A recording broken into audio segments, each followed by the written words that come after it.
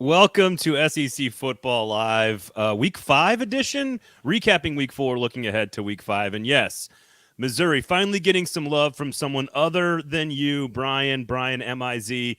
I will say this, and we're off and running here. Aaron Dugan, SEC Mike Bratton, Braden Gall, 440 Sports. Thank you guys for hanging out with us. Here's the deal about MIZ. I'm pretty sure that if you listen to this show, SEC Football Live all summer, if you listen to Mike's show, that SEC podcast all summer, I'm pretty sure we told you guys that we really like this Missouri football team. So we're not going to take any victory laps yet. They have to beat Aaron's Commodores first. So they got to do that first. And then we can start taking some victory laps. Aaron, how are you? Mike, how are you guys? What's up? Good. Missed y'all last week. Mike, how you doing?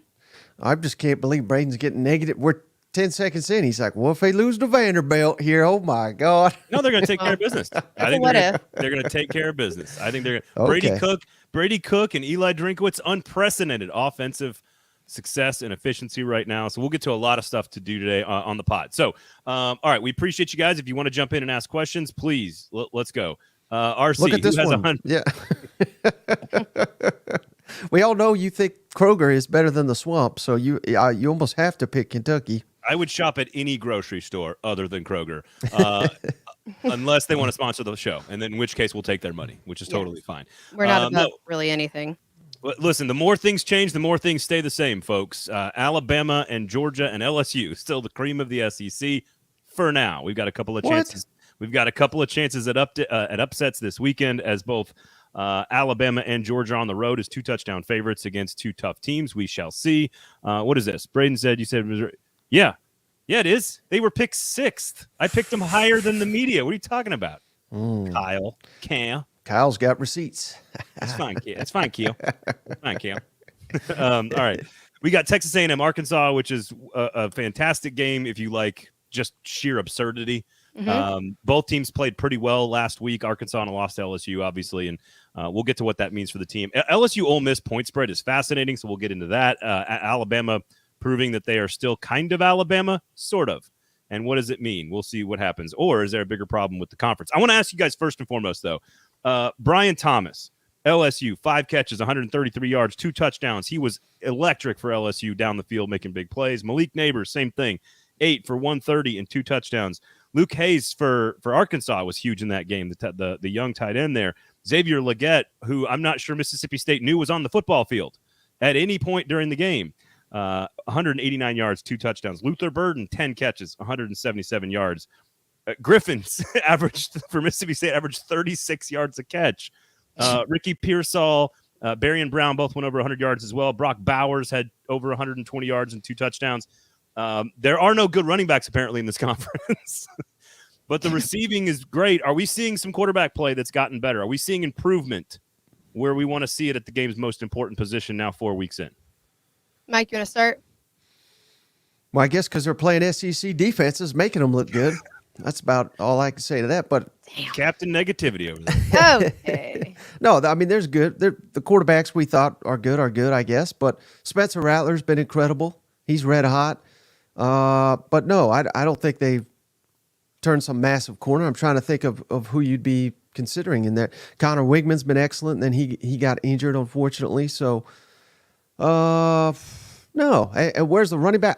Again, this is what we talked about last week, Braden. I don't think it's the running backs. I don't think it's the quarterbacks. I think it's this epidemic in all forms of football of offensive line development being in a worse shape than it's maybe ever been. And I think that's been critical. I mean, I think I guess you could say a few different things. I mean, maybe it would be too quick of an evolution to say this is all due to the game changing. We know that there's a lot more like, that quick offense and like making big chunk plays. And I do think that, Mike, you probably have a point that some of it is like an underdeveloped offensive line, but this is right around the time that we should be seeing those offensive lines start to gel together if they're going to. I'm not saying they're not going to continue to improve, but I feel like that first, that beginning of the season and like moving into conference play, like you've got to start figuring it out in like the first, second game of conference play if you hope that it's going to be able to come together. And maybe we'll start to see a little bit more action from running backs at that point. But I do think that you're right that could be a big reason why the ball is having to be played through the air so much. Kyle makes a great point. Where would you rank Cook? And this is my theory, Mike, because I think your theory on offensive line play is accurate. I also think there's a very interesting study taking place on all levels of football about the too high safety look taking away big plays. That is what the NFL is doing across the board. We saw it against all the best quarterbacks right now. Patrick Mahomes, Joe Burrow, doesn't matter. They're running too high safety looks, taking away the big plays. Their defenses are coming around on how to play against these super quarterbacks because we've been doing it for about 10 years. That being said, that was not the case in the South Carolina-Mississippi State game where defense in the secondary was completely optional. Not the same thing as what I saw in the Arkansas-LSU game. And this is to your question, Michael. I think KJ Jefferson played his best game of the season. Does that mean that the offense is changing or he's getting in rhythm with Dan Enos in a tough environment against one of the best teams they've played this year? I say that's progress. Brady Cook is playing the best 2 games of his entire life. To me, that's progress for a Missouri offense that's taken some time with a new coordinator. Jalen Milroe, for all of his faults, and is not good in the intermediate passing game, the dude averaged 14 yards per attempt in an easy win over a ranked Ole Miss team. So again, not suggest Graham Mertz playing the best football of his career. My point is we had all these new quarterbacks and all these new coordinators, and all of a sudden we're starting to see a little bit better quarterback play. Jaden Daniels is playing the best. Will Rogers had the best game of his season. Like Spencer Rattler's been pretty good since week 1. I think the quarterback play is coming around. Is it as good as the Pac-12? No. Are they going to win Heisman's? No. But are they on good enough teams with good enough players around them and the systems that maybe we could start see? Like Max Johnson stepped in, and what a luxury for Texas A&M to have a guy with that much experience behind him. I just think we're starting to see a little bit better quarterback play. Maybe I'm crazy.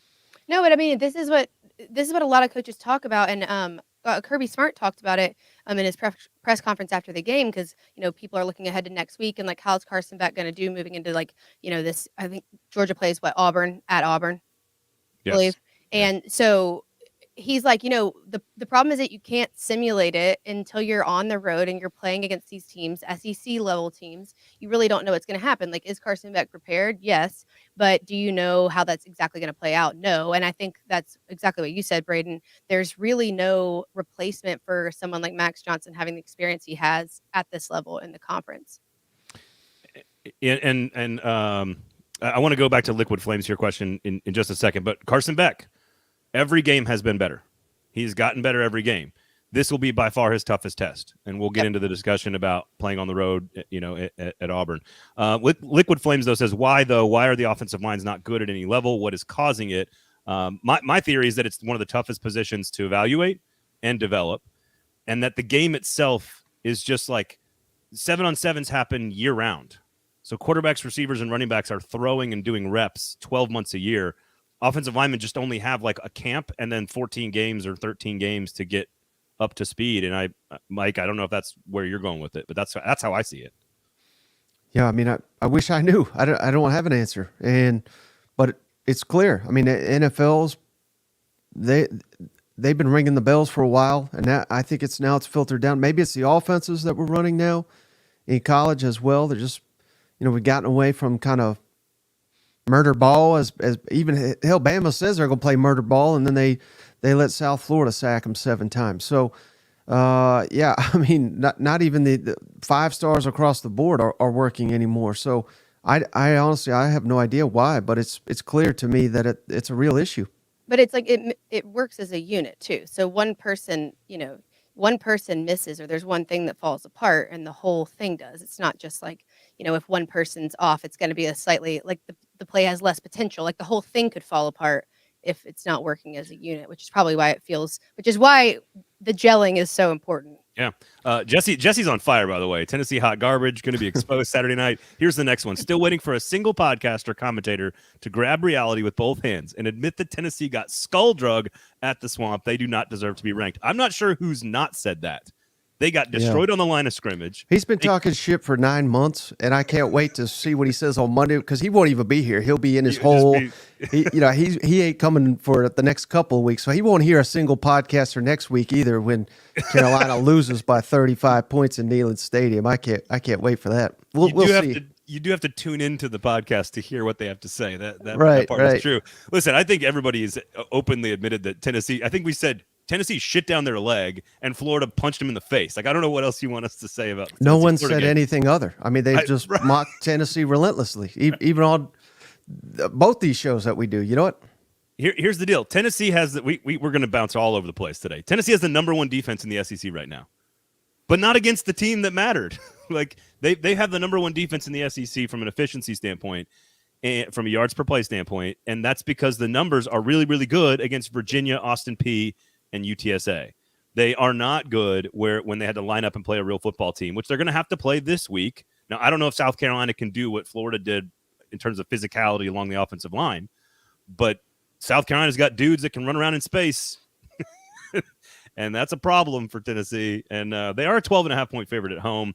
I think there's a lot of revenge and mental part of this coming up, so we can get into that game in a second. Do you guys want to talk about Bama, though? Can we talk Bama? Yeah, why the hell are you hyping them up? I knew that was coming. Only, what is it, 2006? The last time a team not named Alabama, LSU, or Auburn played in the SEC championship game, I believe. That's great. That's got nothing to do with this season. So, Ole Miss is on the verge of being eliminated. Yeah. Texas A&M could be dangerous. We're not sure yet. We'll find out. They did a very impressive showing on defense. Auburn ran more plays than they had passing yards. Like, just think about that for a second. They ran 64 plays. They had 56 passing yards. So A&M has a chance. Ole Miss is on the verge of not being involved. LSU is still very much a contender on the road. But Bama didn't even play that great of a game, and Ole Miss wasn't close. Mm-mm. Like, it wasn't a contest. They came out and punched Alabama in the face on the first drive with really good scheme and some really interesting play calls, and Jackson Dart's fun to watch. They averaged Ole Miss 1.9 yards per carry. Jalen Milroe hit big plays most of the game. Like, I told you, what did I tell you last week? 24-7? So what? I wasn't on here. If that's what you were thinking, so why are we hyping them up? I mean, Ole Miss is not good. They played Tulane, who Vanderbilt recruits 20 spots higher, according to the composite, than Tulane. Tulane didn't have their quarterback, and I realized, idiots, well, it was a 17-point game. Well, I don't think they watched that game because Jackson Dart, he had to make an incredible play on fourth down. A guy totally unblocked coming at him. You're not going to make that play in the SEC. Then they hit like a 60-yard field goal, and then that Tulane backup quarterback that was awful made a horrible turnover. They scooped and scored, and it's a 17-point game. They can't run the ball. And if you cannot run the ball against Tulane, against Georgia Tech, you ain't going to do it in the SEC. And if this Ole Miss can't run the ball, they have nothing. They have nothing. And Alabama does have a good defense. So I don't know why in the world anybody thought that was going to be a competitive game. Credit to you. You didn't say it was. I didn't say it was. But how are we going to look at a home win as a touchdown favorite over Ole Miss? Lane Whiffen, he can't win a big game to save his life. Okay. And now we're saying, we're back, baby. We're going to win the championship. Alabama's he said not as bad as maybe some people thought. To Aaron's point, like, I literally have not changed a single thing about how I feel about Alabama before the Texas game, after the Texas game, before the Ole Miss game. They are not good enough to win the SEC championship. They are not good enough to make the playoff, and they're not going to win the Natty. I don't know how many times you just called them the cream of the SEC, though. With they might no, I said Georgia and A&M. There is clearly nobody on a tier with Georgia, LSU, and Alabama right now. A&M has a chance to prove it. A&M has all the opportunities. They got to do it this week against, in a rivalry in which they basically dominate, but always weird shit happens against Arkansas. Like, maybe they have to do it with a backup quarterback. I don't know. And they still have a lot to prove. But Alabama, like, you just ripped on Ole Miss. Right. Mississippi State, they're better than Mississippi State, Ole Miss. Auburn can't get a first down. I mean, like, Ole Miss is still better than the rest of the SEC West. So the more we talk about this, better than Arkansas, that just went toe to toe with LSU, who lost to BYU. Like, I like Arkansas. I just am trying to say, there's a reason it's been since 2006 that one of those bottom half teams has won the division, and it's not going to happen this year. So it comes down to LSU at Alabama again, just like it always does. And my point is that I'm not picking Alabama to win anything. I'm just saying they're still the team. LSU and Bama are still the teams to beat, and they're still going to play in the first week of November, and the winner's probably going to go to Atlanta. And Alabama's not like we see these teams. I mean, LSU obviously is starting to figure their shit out, but there are some teams, whether it's Texas A&M, whether it's Alabama, sometimes it's Arkansas, where you're like see these improvements, and you're like, okay, they're getting better, and then we will just see this horrific fall off. Like, what the hell happened this week? Like inconsistencies. Bama traditionally, with very few exceptions, but some, gets better over time. Like, I think we're going to see, we start Alabama started lower than we expected and thought, but they're just going to keep doing this, even if they don't show up as their normal selves. So I think that it would be very, very dangerous to discount that they aren't just as competitive as you're saying they're going to be, Braden, by the end of the season. I just don't see them going backwards, even though they started they did not start where we thought they should. I guess I just like to live dangerously because I still see at A&M, that's a loss. LSU's a loss. Tennessee could be a loss. At Kentucky. Tennessee? At Auburn. I mean, I think they can lose all these damn games. So Arkansas, if KJ gets hot again. Listen, I've been picking them to lose to A&M all summer, so I'm not changing that opinion. I think LSU is in Tuscaloosa after a bye week, though. I do think that A&M, Arkansas, Tennessee, even though Arkansas is not on the same level, that's quite a. I mean, Ole Miss, Mississippi State, A&M, Arkansas, Tennessee, and then a bye is not an easy. An easy order of things, but they do have that bye before the LSU game, so maybe that helps them out. That second half of the season is Alabama should. I don't know. I guess it comes back to like who's better, and LSU is the only answer. Yeah. In the West. I'm not talking about the East. A&M. And I that's my caveat is they could be. But when talent, but not the consistency. How many times have we been down this road with A&M? And I love what I saw last week. Defense, one of their best performances of the season. Stopping Auburn on offense, I don't know if that's a great accomplishment or not. Like, I think Hugh Freeze is going to be good eventually, but man, that was tough to watch. That was really hard to watch. And credit to A&M for how well they played. Wigman's day-to-day, I don't know if I believe that. You need him healthy for the Alabama game, so I think you want to see Max Johnson start this week against Arkansas. And if you beat Arkansas, that's 2 quality wins in conference for A&M, momentum heading into the Bama game, and Arkansas's 3 straight losses. They're out of it at this point. It doesn't mean they're not good teams, but like, who's better? And right now it's LSU at Bama, and I can't figure out, like, Tennessee, you can't tell me that Tennessee's played better football than Alabama. They have not. They have not even, the only time they were challenged, they got skull drug. They have not been challenged yet. Alabama's at least played a good team and beat their ass. So I don't know what else you want. I mean, wasn't UTSA ranked in the preseason? No, they weren't. They also were I saw somewhere they were. They were on their 3rd quarterback. Come on, dude. And by the way, they let UTSA cut it to 2 scores or whatever in the 3rd quarter. That guy's good. McCone or whatever his name was. He's elite. All right. Either way, and let's get to Ole Miss then, because the Ole Miss are part of this equation, and I think Vegas is telling you something. Mm-hmm. 2.5 points they are begging you to gamble on LSU. They're begging you to put everything you own on LSU, which means they think Ole Miss is going to play very well. The question is, can Ole Miss one-dimensionally with a few injuries in the receiving core, can they go down the field and attack LSU secondary, which clearly is their biggest weakness? We saw KJ Jefferson do it. We saw Jordan Travis in Florida State do it. Vegas is telling you that Ole Miss will be able to go down the field. The question is, can they win the game at home without any semblance of a running attack? I mean, Lane Kiffin said it himself in his post-game press conference that obviously the coaching on offense needed to be better, which is sometime, this time was not just coach speech. That's true. And then talking about the implementation of different schemes on offense. And I think if you can't diversify the game at all, it's going to be extremely challenging against LSU. If this is one of those times where if you're going to bet, Braden's right. Vegas is begging you to take LSU in this game. And I don't think I just haven't seen enough diversification on offense from Ole Miss to actually think that they could pull this off against LSU. To me, I would take LSU all day, even with a much bigger spread than that. How soon after Ole Miss loses this game do we hear Lane Kiffin, the Michigan State rumors? Oh God, he would never. I know never leave the. We got to start the rumors, right? Oh, I guess we do. Yeah, sure. Because it is not working in Oxford. I think they're Lane Kiffin to Northwestern. Let's start the rumors. Listen, I think this is a good Ole Miss team, and this is where I find the SEC to be more interesting than other conferences because they're deeper and they're better and they're more talented. But there's a lot of really good, interesting football teams that are going to have like 5 and 6 losses this year. Mm-hmm.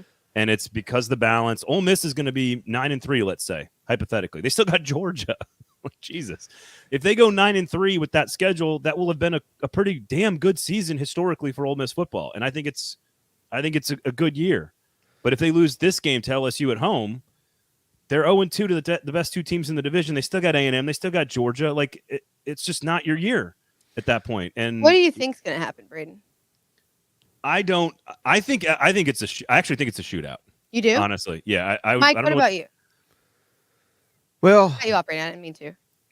yeah, no, I appreciate any time you cut him off, but That time it was an accident. I want to go a little bit different direction here because this is what I'm hearing, and I'm curious to hear your guys' thoughts. But they, I believe they got a GM down there. They try to run it like an NFL franchise down in Oxford. As crazy as that sounds, but that's every team basically now. Right, but they are even more so with. I mean, hell, Lane calls them free agents. He doesn't call them transfers, and that's what they are. They're free agents.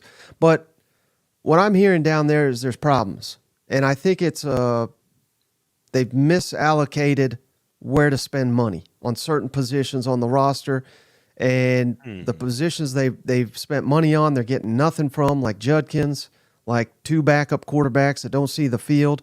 When you could have thrown all that money at Keon Coleman, and they tried, but they got outbid by Florida State.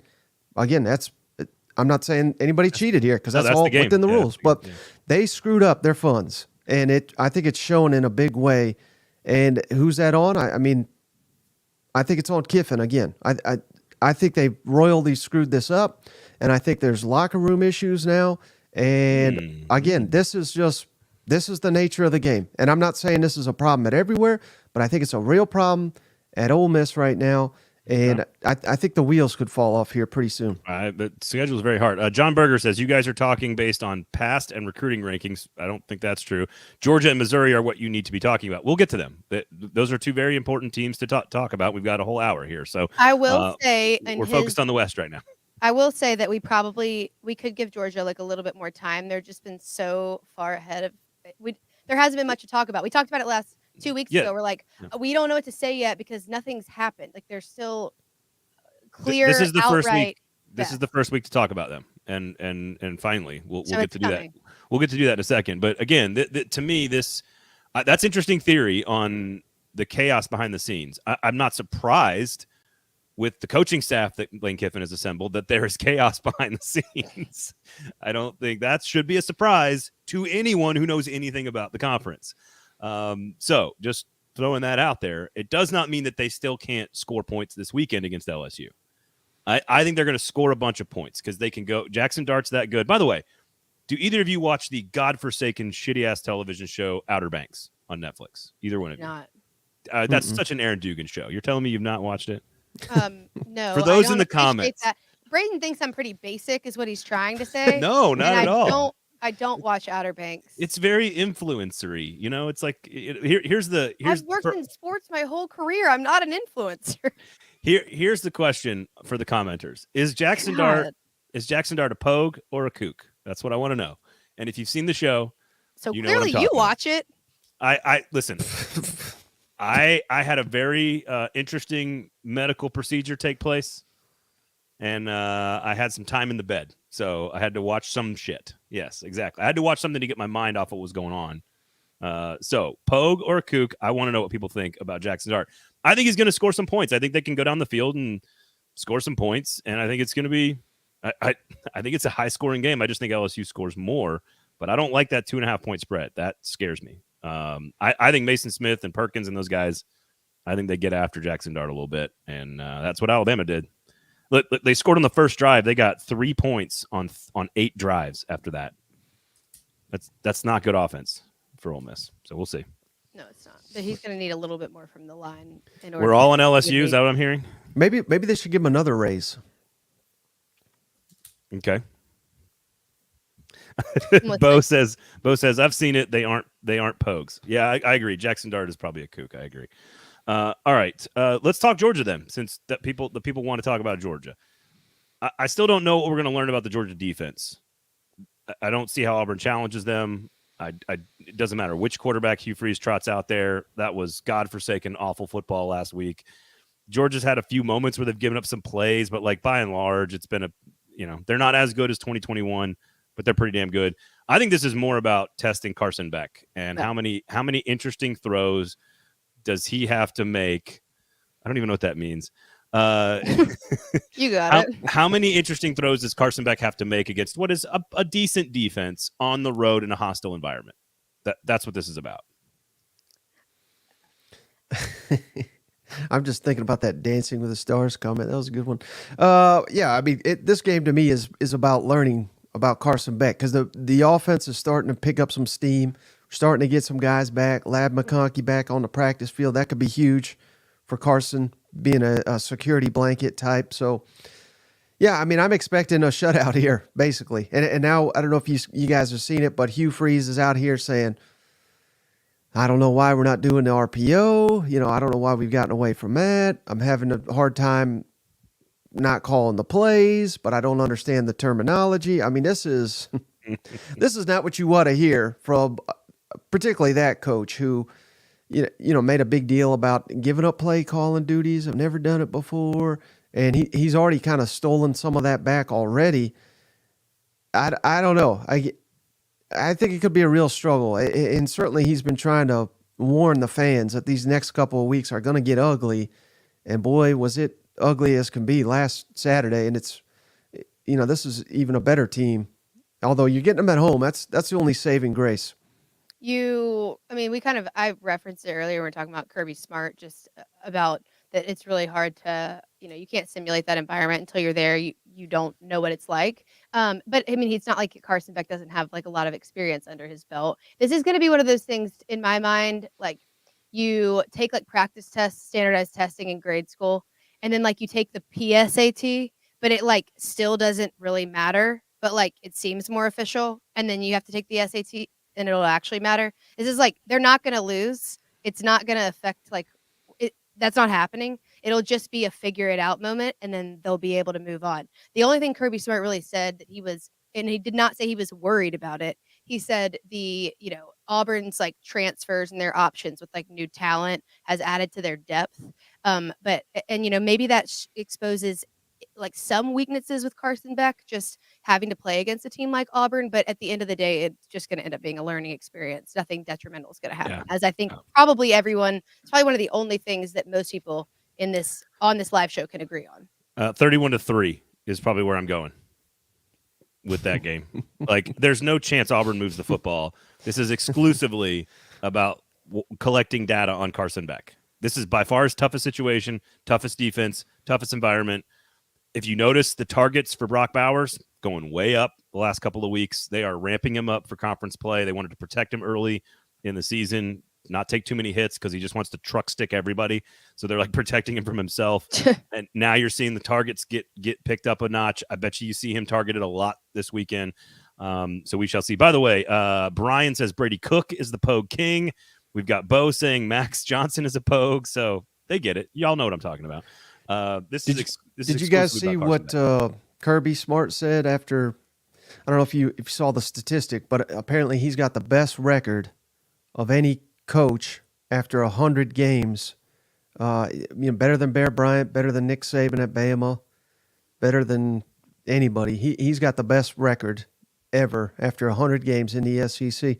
And he said, "Well, I probably haven't played anybody. That's why." I want to say he has like the number 2. He had the number 2 winning percentage before like the season even started, I think. Yeah, 85-15. I think they said say. After 100. That's pretty damn good. Yeah, it's incredible. There's no question. I think like Spurrier's up there, Saban's up there. I think in terms of total wins and then win percentage. I think it's Saban and Urban. I think Urban Meyer, Saban, and Smart are your 3 top winning percentage coaches, but that's off the top of my head, so don't hold me to that. So, all right, you guys want to talk quickly? Let's talk Missouri because there's a lot of you Tigers fans in the audience. Here's what I want to: 8.9 yards per play against Memphis. I know they gave up a couple plays on defense early, but they largely had that game in hand against Memphis. Stiff arm, 2 back-to-back wins, 8.9 yards per play. Number 2 best offensive output in Eli Drinkwitz's Missouri career. You got to go back to the win over SEMO in 2021 to see them have a better offensive performance. 542 yards, that's 6th best all time. And then Brady Cook, back-to-back 300-yard games, almost 700 yards passing in 2 games. Luther Burden was first of all, did Memphis know that he was in the game? Like, again, same thing with South Carolina. And like some of these secondaries are like, are you guys coaching anybody like to cover the best player on the team? All that matters here, though, is go to Vanderbilt and handle your business and set up the game with LSU next weekend. That is what matters to Missouri. Yeah, and converting on third down, that'd be nice because that's going to kill you in SEC. Every nice thing you said, I'm not trying to bring them down, but they got to get better on third down. I think they went 0 for 8, 0 for 9, something like that. So they got to get that cleaned up. But, yeah, Brady Cook, it's funny because now I'm hearing from them that he's the best quarterback in the SEC. Well, they wanted his ass benched 2 weeks ago. You know what I mean? Yes, But that's fandom at its finest right there. So credit Brady for silencing the doubters and getting people. Hell, they booed him at home at the Kansas State game. Let's not forget that. People weren't happy with Eli a couple weeks ago either. Exactly, and right now he's probably leading coach of the year right now in the SEC. So, big trap game because if they drop this one, Sam Horn fired. Let's promote Kirby Moore to head coach. I mean, all that's going to start if they don't get to LSU undefeated. So this is a big game. I love this conference so much. The best 2 games in a coach's career, and we're like, nope. If it doesn't win this one, it's over. They're 16 of 44, 36% on third down. That is 11th in the SEC. So they've got to solve that problem for sure. Vanderbilt has not exactly stopped people in that department. Before we totally move on, I think what did work for Missouri or what has worked is I think they're like a very tight knit unit. Like those guys love their coaching staff, especially Eli, and it's very mutual. I don't know if there's maybe something under the scenes. It's like a little bit less tangible of like, hey, let's show up and show them that they're wrong. Because I do think there's a very strong bond between him as a coach and his guys. So I don't know if they were all trying to show it for each other, but whatever they're doing seems to be working. I just think that there's some like tight bonds in that program. Yeah, I can get behind that. Chris says Jimbo retires at Aggie Land with at least 2 titles. Absolutely. Wow. That's a bold cry. 2 more. Here's a question. 2 more rings? Is he talking about Utah State Aggies? One more ring. Or the old Kansas State used to be the Aggies, right? Maybe he goes and coaches at Kansas State. Texas A&M, Arkansas, we didn't really touch on that game, by the way. I don't know if you guys have any quick thoughts on that. I think A&M got after the quarterback last week. Arkansas's offensive line supposed to have Rocket Sanders back maybe this week. We'll see. Always a very strange game. This is if A&M wants to be taken seriously, you got to go win this one. You've won 10 out of 11 since moving to the league in this series, but it's always been wild and crazy. So before we move on to Kentucky and Florida, where I apparently am going to $100 says I pick Kentucky as a favorite at home. A&M Arkansas, thoughts? It's going to be the drunkest game of the weekend in the SEC. That's always a safe bet. Double doink, crazy special teams plays. Just it'll get wild, no doubt. But quarterback sneaks from the 3-yard line. Yeah. God, that was awful. But I mean, I think people writing off Arkansas. I think that's. And again, it's so reactionary. I don't think Auburn is good at all. So they made A&M look particularly good, but hell, as awful as Auburn was, I mean, they were in that ball game without even scoring Jimbo. An offensive touchdown in the game. So I don't know. I think these two right now are a lot closer than people anticipate. And I think the spread kind of reflects that. Jimbo Fisher in the game. One of the craziest things I've ever seen in college football. Jimbo Fisher in a play. And they didn't even flag him. What are they doing? I don't know. 12th man, literally. It's absurd. It's absurd. Home cooking. I've never seen anything like it. He's just standing there and he's like trying to get off the field. I've never seen anything like it. He's wild, dude. You just really never know. He's like he's such a wild card. I think Arkansas is. I don't know if y'all agree with this, but I do think there's less things that we're talking about that they're doing wrong. Pittman he didn't say that, but there was just less like there's less direct criticism about how they're playing the game. It's like, okay, we need to do that and a little better. And again, like they came up short this week. Like they were playing better, but the result's still not what they wanted. And a lot of what Pittman had to say in his press conference yesterday was that, things are looking better and he's proud of the effort and the passion, but like they have to be smarter before the snap. So we're just talking about less moving, because if we talked about it like week 1 or week 2, we'd be like, well, where do we start? And now we kind of know where to start. It's just like we got to play up a little bit. And I don't want this to be like anti-Missouri because we moved back to A&M and Arkansas so quickly, because I think Missouri has proven a lot in the last 2 weeks. But beating Kansas State and Memphis is good. You've got LSU and Georgia and Tennessee and Kentucky and Florida all coming up, and those are all prove-it moments in the conference if you're trying to compete for a conference title. Arkansas this is like one of their last chances to prove it. I will say this, though. That was one of the most entertaining football games of the year. LSU, Arkansas. The rivalry, 2 good quarterbacks, lots of big plays, and it wasn't like terrible coverage, although I don't think LSU covered a tight end the entire game. The real issue for me was you got to score touchdowns in the red zone, Arkansas. Like you can't in an NFL game, 2 for 5 is one of the worst numbers you can have in red zone efficiency. I know they kicked a few field goals. You win that game if one of those is a touchdown. Yeah. So like LSU wasn't giving those up. You got to finish drives in the end zone. Timeouts and all sorts of stuff. Yeah, that red zone thing was brutal. Points per trip inside the red zone, not good for Arkansas in that game, but really, really enjoyable. 2 great quarterbacks, really fun game. That was the time for KJ to do the Superman at the 1 inch line. Unbelievable. That's the appropriate time to do it. All right, Florida at Kentucky. I love this is maybe the best game of the entire college football weekend, potentially, because we have no real clue what Kentucky is.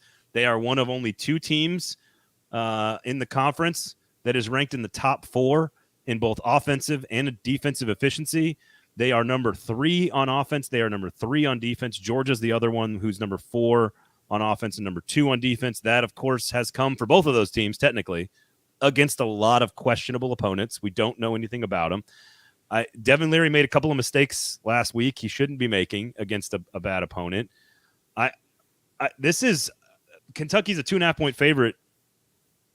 This rivalry has switched over the last few years since Mark Stoops has been in control. Bad Florida coaches might be a part of that as well.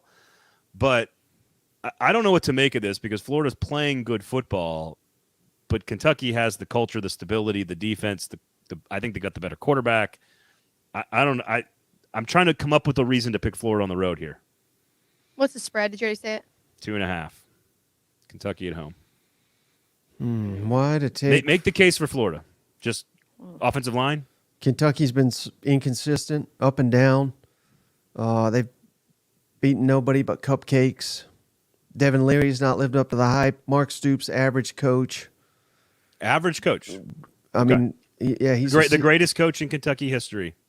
He's a C plus coach. The analytics show that. And then Graham Mertz, I've been wildly impressed. I mean, not that he's not like some amazing quarterback, but he's a hell of a lot better than I thought he was. Aaron, do you agree? Who are you agree? What are you saying? I mean, you agree with like outright or against? I mean, no. You said you don't agree with that. What were you? I just meant that Mark Stoops is a C level, or like he'd get a C in coaching.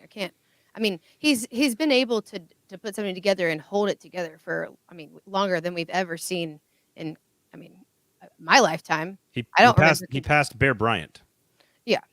If I can't pick Florida in this game, I'm gonna pick Kentucky. But I think there's some things that Florida's starting to do better, but like they have red zone issues as well. The defense played really well outside of like one bad possession this last week. Their special teams looked good. Like I could say things that Florida's improving on. But they're 11 yards per pass attempt. Like there's things that are getting better, but I'm doing that because you asked us to make a case for Florida, Braden, not because I think it's going to be them. I think the case for Florida is very, very easy to make. Like, Mike did some of it too. I just think the way they beat Tennessee is how they have to try to beat Kentucky, which is to line up, slow the game down, and just use the offensive line and those running backs and that really creative offense and all the pre-snap motion and try to confuse the defensive front for Stoops. The problem is the defensive front for Stoops is always extremely well coached, fundamentally sound, in the right spot when they're supposed to be. I also think be close. I think it's going to be great. I think this is a truly fascinating football game, and just no idea what's going to happen. Kentucky has more of sort of everything, though. They're more established culturally. They're better on defense. They're more established at the weaponry. But nothing would surprise me in this game. I do want to talk Stoops, though, for a second, though, Mike, because I think you can, no one has taken more 2-stars and turned them into first-round draft picks. No one has recruited at Kentucky better than Mark Stoops, and that's in the face of an athletic director, Mitch Barnhart, who refuses to give him NIL resources. No one has won more games at Kentucky. No one has turned Kentucky into a 10-win team multiple times in the last few years. This is the state. All the facilities are completely upgraded. He's gotten everything he's needed from the athletic department, which has moved Kentucky football into the modern era, of which he is responsible. You can be all those things and be the greatest coach in Kentucky history and still not be better than Kirby Smart or be good enough to win a national championship at Ohio State. Can't you? Isn't it okay to hold Stoops to a slightly different standard at Kentucky than to hold Nick Saban to? Doesn't that make sense? Just feels like there's a different ceiling. No, not to me, because what I use is something that my buddy Dave Bartu, CFB Matrix, and now he gets paid to do this for college programs all across the country. TLC, talent, location of the game. That's it. Very simple. And that gives you a coaching grade. And all that measures is Team A versus Team B, who has more talent, where the game's played, and it gives you a coaching grade. And he's been a coach down there for over 10 years, and he has a minus coach effect. You said out coach is what you said. Is that what you said? I just want to make sure I heard you correctly. Out coach. He's been out coached for 10 years. Yes. According to the TLC, he's minus for his career. Well, so Bartu's a friend. I agree. When you beat Ball State, you don't get a plus. When you beat Florida, that has more talent than you, you get a plus. Which he's done more than any Kentucky coach ever. When you lose to Vanderbilt, that you out recruit, you get a minus. So it's a very, very simplistic. That's why I like it. I'm a simple-minded guy. But for 10 years, he's -2. And he's done a great job. He's raised. But I mean, we could sit here and, well, Sam Pittman, look what he took over. He's an A coach. No, he's not an A coach. Kirby, look what he took over. I mean, we can what if this and make specifics for this coach and that coach and this coach and that coach, but it's very simplistic. Talent, location gives you a grade, and he's minus. So I'm not sitting here saying he's god-awful and they should fire him or anything like that, but he rarely beats who's has more talent than him, and when he does, he drops one that he's not supposed to. Which coaches in the SEC have beaten consistently teams with more talent than them?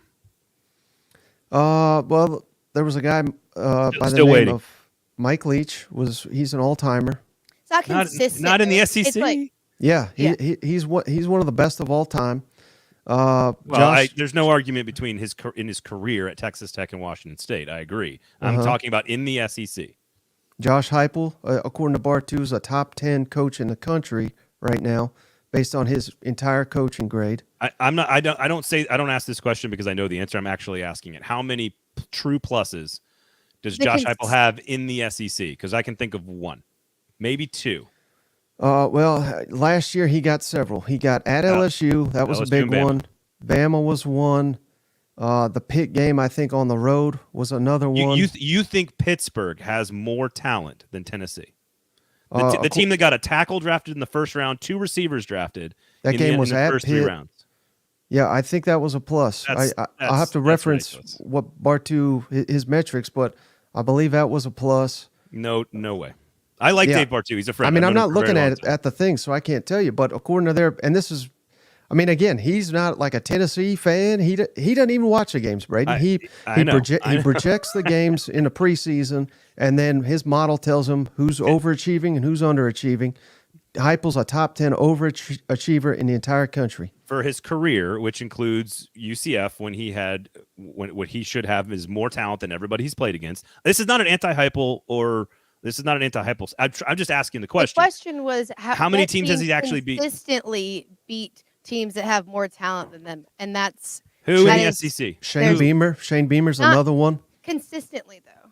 Well, he's only been a head coach for like 3 doable. Like seasons. South Carolina wins games that they shouldn't win, like a decent amount. Like they're one of those teams where you're like, don't write them off, even if we're better, then it doesn't mean anything. Ole Miss is notoriously known for playing to their competition. Like I remember this from Vanderbilt Ole Miss matchups. If Ole Miss could be significantly better than Vanderbilt, and Vanderbilt was I can name several times being at the game when beat them. Or like there's no way that should have happened. Like Ole Miss and South Carolina are both good examples, and at some points Mississippi State under Mike Leach at certain points, but like it was not consistently. It was just like Mike Leach. Yeah, Mike Leach roasted. By the way, Andrew, I'm a Tennessee graduate. I'm not really. I try to call this thing objectively. Mike Leach going into LSU and destroying LSU on week 1 of the 2020 season, it would be a plus for Mike Leach. There's no question. Lane Kiffin and Mark Stoops, I would put in pretty similar categories. And again, I'm not where these seasons go is going to, you're allowed to change your opinion. But I think what's interesting is like Lane Kiffin had a 10-win season with Matt Corral, really good team, probably had some pluses on that schedule. I don't remember exactly the teams that but they didn't win the division. Same for Kentucky. They've had 2 10-win seasons in the last few years. I assume they've had a few pluses on that schedule. They've had some losses. I think what you do at Kentucky and what you do at Ole Miss and what you do at Mississippi State are evaluated in very different ways than what you do at Georgia and Alabama. And frankly, Tennessee is like A&M. They should be in the top half. Auburn is in the top half. Those programs are evaluated based on recruiting in the top 15. And Kentucky and Missouri, although Missouri and Kentucky are better at recruiting lately, those teams don't have top 20 talent. Tennessee has way more talent than Pittsburgh. Just use your eyes. That's ridiculous. Yeah, I mean, I don't know. I don't know what to tell you. I may be wrong on that one. I'm going to look at the schedule right now. This year, did Florida have more talent? Did Florida have more talent than Tennessee this year? The answer is no. The answer is no. The answer is definitely no. So that's a big old giant minus for Heupel and a big old plus for Napier. If that's as simple as we're going to do it, which I think is stupid. I like Bartu's. Wait, metrics. No. Did you just say no? The Florida game would not have been a minus because that was at. You're missing a TLC, the location of the game, Florida.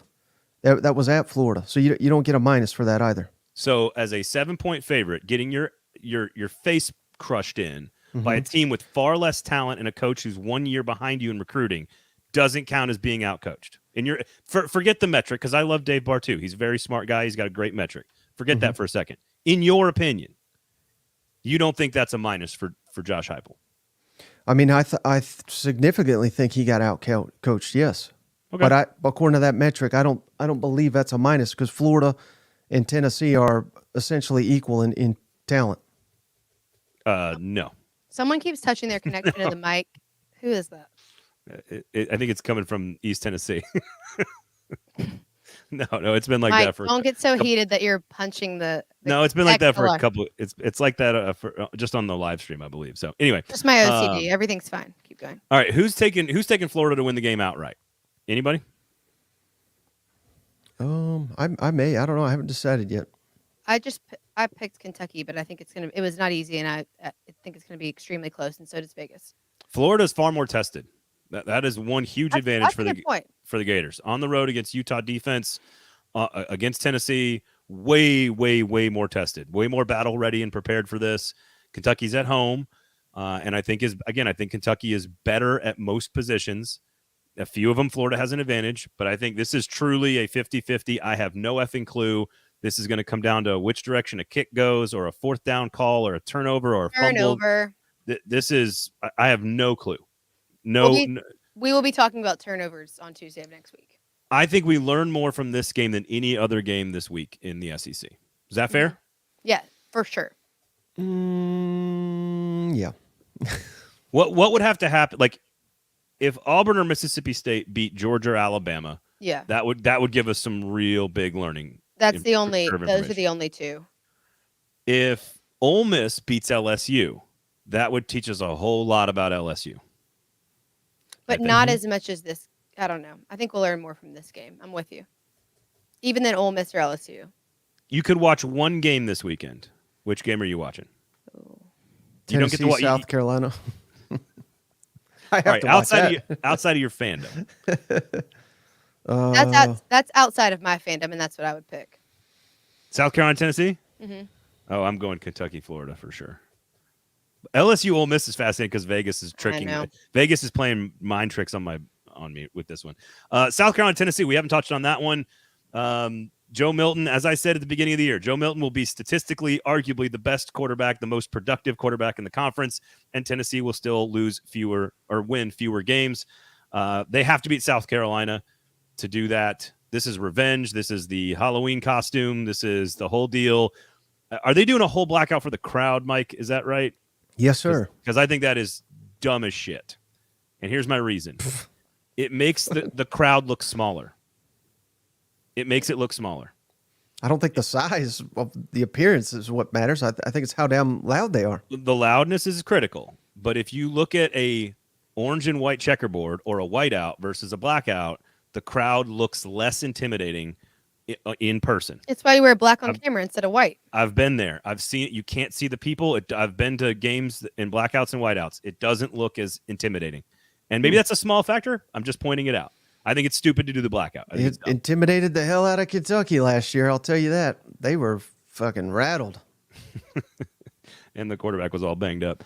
12.5 point spread. Spencer Rattler only had 2 incompletions last week in the shootout against Mississippi State. He has played very, very 14 yards per attempt is absurd. That's very efficient football from the South Carolina quarterback. Yep. Xavier Legette is making himself a lot of money right now for South Carolina. I don't know if Tennessee's got the personnel to pressure him. That's my question. If they can run the football on offense and pressure Spencer Rattler, then I think Tennessee wins fairly easily and they exercise some demons. But this is a battle. Yeah, and South Carolina has shown improvements in like the run game. Like they did not have a bad week. Like actually running the ball. And then for Spencer Rattler to to throw another like interceptionless game, but still be a little bit banged up from being sacked. I mean, there's definitely significant improvements for South Carolina. So I think it is closer. I think it's going to be a closer game than I thought it would have been 3 weeks ago. Yeah, that's true. I'm curious, how would you attack South Carolina? Because they can't stop the run, and you got an elite running attack, and they just gave up 500 yards to Will Rogers. I'm kind of, I don't know which way I'd go. I think it plays right into Heupel's hands. Right. Because Heupel's game is super wide splits, pound the football between the tackles, and then take your shots over the top with your weird stack combinations out wide. I think that is actually the problem for South Carolina. Because a lot of those shots that Will Rogers took, which is what we've been asking about the new Barbay offense for Mississippi State, is are they going to go down the field? Well, they did, and South Carolina didn't cover anybody. Right. So I think it plays into Tennessee's hands to run, like hammer the inside of that defense, and then take your shots just like they're used to. I think it plays right into Tennessee's offensive strategy, in my opinion.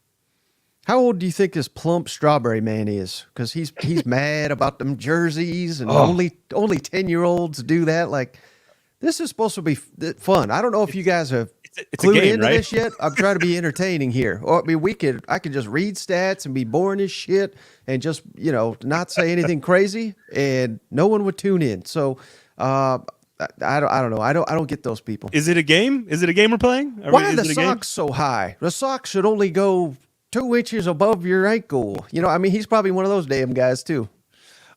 Also, if you do hand gestures in the stadium, it's not a penalty. Let the fucking kids have fun. Let them do horns down. Let a Tennessee player do the Gator chomp.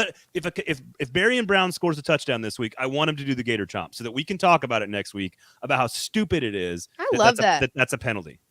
It's fucking ridiculous. It's a game. Let them have fun. Yeah. It's a fun game. Bring on every targeting regulation in the world and let them celebrate after they score, please. Sellies for life. Here's what I will say about the Smoky Grays. That orange thing across the top, gotta go. That thing's gotta go.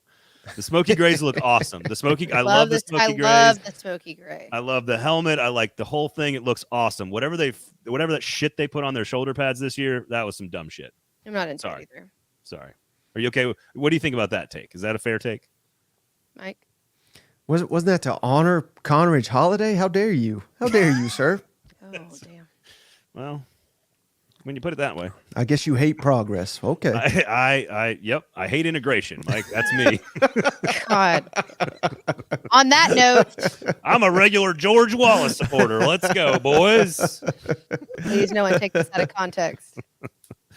Okay, what else we got? I think that's about it for the whole entire conference. I just love that we're fully into conference play, and we're ready to roll, man. Arkansas's offensive line. Let me ask you guys this real quick. Because I think this game, Tennessee, South Carolina, I meant to say this, but I forgot because I got so fired up. I think it goes one of two ways. I think Tennessee wins by like 20, 25 points, or South Carolina kicks a field goal like as time expires and breaks everybody's heart at I think it's one of two ways for me.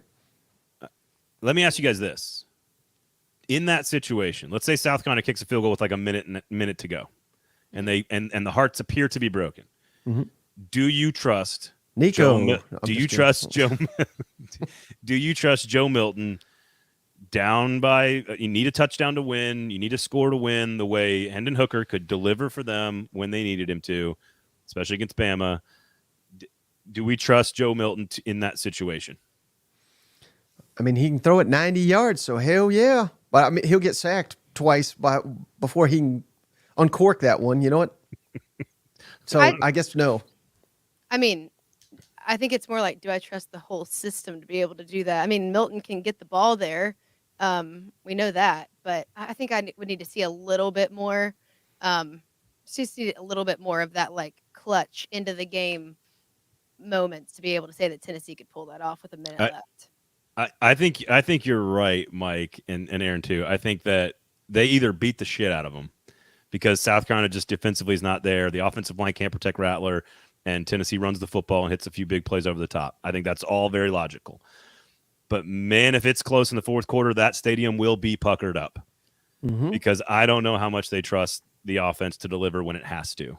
It was easy for Milton to kind of end the running game to find some rhythm against Florida on the road in the second half because they were playing with no pressure. They were playing from behind the entire time. But you have the lead and then you go down in the fourth quarter. That's a different beast altogether. So to your point, Braden, should all the fans wear not only the black but underneath it, maybe depending on where you're sitting, an orange or a white shirt, so they could take them off at halftime and checker that way they can see the crowd. You know what I mean? Yeah, I'm just telling you, smart ass motherfucker. I've been inside many stadiums that are blacked out and many stadiums that are white out. And I've been on the field for those games. And I will tell you which one looks way more intimidating, looks louder, looks bigger, feels like it's on top of you, especially at Neyland where it is literally on top of you. It ain't the one with black shirts on. No, it's not. I totally agree. Did you have your glasses on that day? I have contacts in second grade. Thank you. Eric says, hey, now, Braden, don't be hating on my Vols Smoky Grays with the orange shoulder pads. Those are fire. Here's the deal. If that's the only way Tennessee can come up with a way to honor Conrad Holiday, they got a statue out there, too. Then you need a new create media creations department or whatever. You need something different because the Smoky Grays were perfect before, and there's a million ways you can honor the first black quarterback in the SEC. Okay? Yeah. Leave a good thing alone. Don't mess with my Smoky Grays. They look great. Good shirt talk, says Andrew. That's right. That's what you come here for. Tune in every single Tuesday at 1 p.m. for shirt talk. Mm-hmm. Do we like the Kentucky mirror helmets? That's a question. I like them. The chrome. Nah, they're too. I said holiday, Fireball. It seems like they're trying to be too organ-y when in those. I don't know. I'm not a huge fan. I don't like that. Like they're too trendy. I don't mind them. And they don't seem to play well in them. That's another white problem. I like the storm. I like all the stormtrooper uniforms. Mm-hmm. Vanderbilt, Kentucky, Tennessee. I like Mississippi State's uniforms last week were awesome. Yeah, I like those too. The gray pants and the white tops with the white helmets. Those are great. Mm-hmm. Those are awesome. Big fan. Tennessee, I like them to win big. I like LSU. I like Kentucky. I think Texas A&M's off defensive line does the job. I don't think Auburn or Mississippi State can challenge. Anybody pulling a big upset this weekend? Missouri losing to Vanderbilt? No. Mississippi State? You're picking Mississippi State to win outright. I haven't decided yet, but I think it's possible. No, you need to say right now on the air. I think they're going to have a real problem covering Jalen Milroe when he takes off and runs, but that could be an issue. And I You're don't know not how much. picking Mississippi State outright. Pick them to win, you coward. I'd just say I won't be surprised if they do it. How about that? What a puss cake. Yes, you will. Decaying dynasty. Put something on the line then. Trademark. All right, my stomach's growling. All right. Wrap this up. Settle down over there, Dukes. 14 point. I will say this: 3 games under a touchdown point spread, and the other 4 that look like blowouts on paper, all 14 points or less. Yep. So we are into it, and we are into a season where I think we're going to see a ton of games, as I've said before, between 5 and 8 point spreads that we're not going to know a whole lot about either of the teams going in. And right now, we still have a lot to learn about a lot of these teams. So we will be back. Conridge Holloway. Get a Snickers. For the love of God. All right. Mike, where can people find you? Aaron, where can people find you? Right here, I guess. SEC Mike, I guess. I don't know. I'm There the you Aaron Dugan on Twitter, Aaron_Dugan on the gram. And You can catch Carl, us on- I will grab a Snickers. Thank you for that. Mike, you are horrible at picks. That's the way we're going to end it. Have a great weekend. Enjoy week number 5. Make sure you check out all the shows from that SEC podcast. And if you want to see some game previews, come on over to the 440 Sports platform as well at 440 Sports. Next week, Pants. Talk. Y'all have a good weekend.